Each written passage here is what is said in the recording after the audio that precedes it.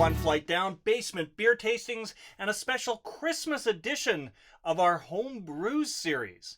I haven't done one of these homebrew videos in a little while. It was a series, short series of videos that I did back in the springtime. My old friend Chris had gotten in touch with me and gave me a few different beers that he had made, all different styles, all really good beers. And every year he does a Christmas beer, and I have that right here, and I'm going to do a quick tasting of his Christmas beer. But yeah, the beers he gave me in the springtime were fantastic. The guy should be opening a brewery as far as I'm concerned. But, you know, he's got like a good paying job and wants to support his family or some silly thing like that.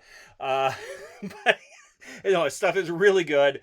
I was very impressed with what we did earlier in the Homebrew series. And yeah, so I'm excited to try this.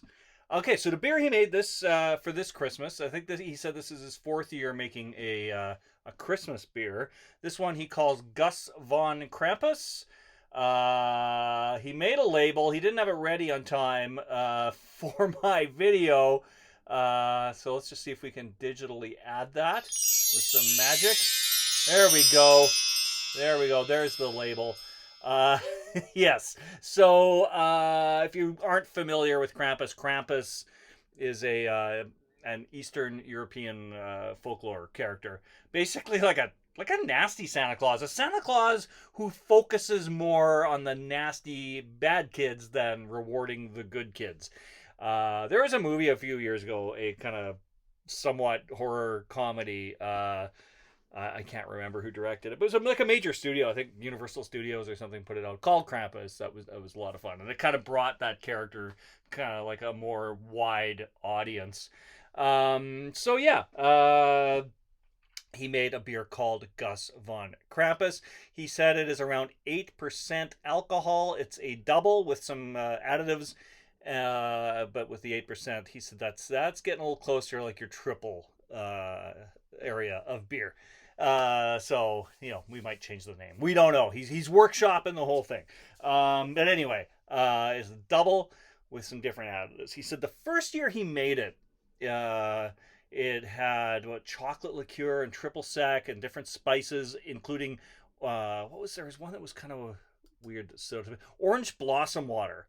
So it basically smelled like soap. He wasn't sure. He made it. He liked it, but he said it was a very, very boozy beer. Last year he made, or sorry, the second year he made the same beer but changed it up and didn't put in as much added booziness. He said he preferred the taste, but it hasn't aged as well, he said. Although I did try that. I've got a few sips left here. I tried it just before this video so I could compare with the new one. And then last year he did something completely different. He did an Old English style beer, which I did review in the springtime, and you could take a look at that video. I'll leave a link in the description below to that one, and you could check it out. But this is his new version of it. So what did he say this year? He added some candy sugar and substituted the triple sec with rum. Specifically a good quality Diplomatico and not some Bacardi shite. So there you go. It's going to be good quality rum in this beer. So I am looking forward to that. Yeah, let's crack this open. All right. Okay. Not getting a lot just out of the bottle, but let's pour it out.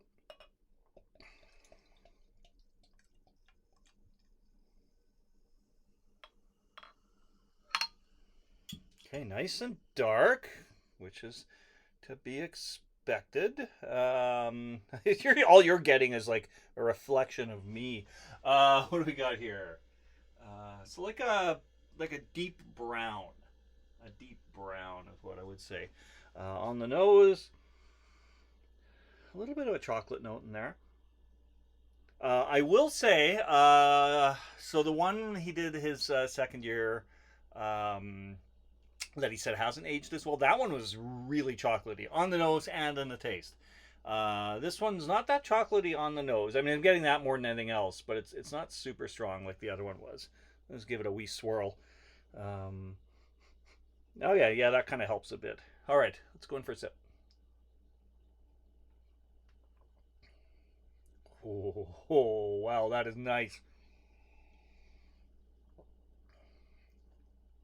Man, that's I get the rum. Um yeah, I definitely get the rum. I don't know if I would have picked it out immediately as rum if I hadn't known that was what he used, but I definitely get some rum in there. And the like the sugar too. That is really really nice. That's just like a sweet sweet beer. I'm just going to do a quick comparison with the one that he did 2 years ago right now. Yeah, they're completely different. I mean, if he's following basically the same recipe and then making tweaks to it, uh, this year's is wildly different and big improvement, I would say too. This one, I was enjoying it while I was sipping it beforehand.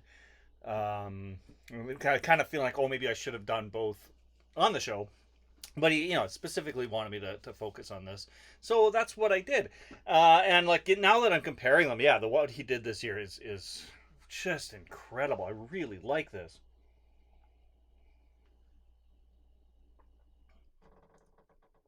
Yeah, like the other one was like it was almost like uh having like a triple chocolate stout. That was what it reminded me of. Just like it was just so chocolatey and like a roasted chocolate, but also like a little bit of like Tootsie Roll kind of a taste. Um, and this is like, yeah, you get the chocolate in there, but there's a lot of other stuff going on. Yeah, there's and the rum that I taste doesn't make it taste that boozy. Like it's like the flavor of the rum comes through, but it's like this doesn't taste like a super boozy kind of a beer. Um, Jeez, yeah, yeah, this is incredible. I would say it's the candy sugar what it is, but it's like there's like a almost like a root beer quality to it as well.